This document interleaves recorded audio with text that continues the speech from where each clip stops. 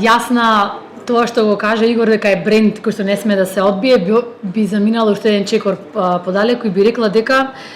Левчанскиот карневал е нематеријално културно наследство на Република Северна Македонија, како таков мораме да го одржиме. И мене ми е драго што Министерството за култура оваа година е достоен поддржувач на Левчанскиот карневал, како што и сами знаете и бевте известени, ние со градоначалникот Кочовски случивме договор за финансирање на Левчанскиот карневал во вредност од 1,8 милиони денари. 70% од сумата веќе Министерство за култура ја префрли на сметката на општината пред почетокот на карневалот, и тоа ако не се лажам прв пат пред да се одржи, да се префрли поголем дел од сумата со цел негова ефикасна реализација, затоа што, како што кажавме, автентичноста ја препознаваме и како таква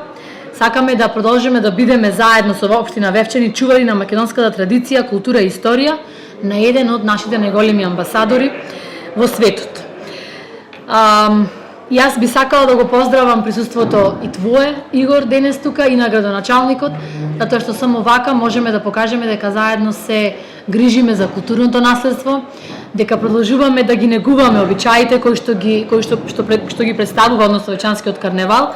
затоа што со поддршка на карневалот, кој представува културна и туристичка атракција од овој регион, го поддржуваме иновативниот дух на Вевчани.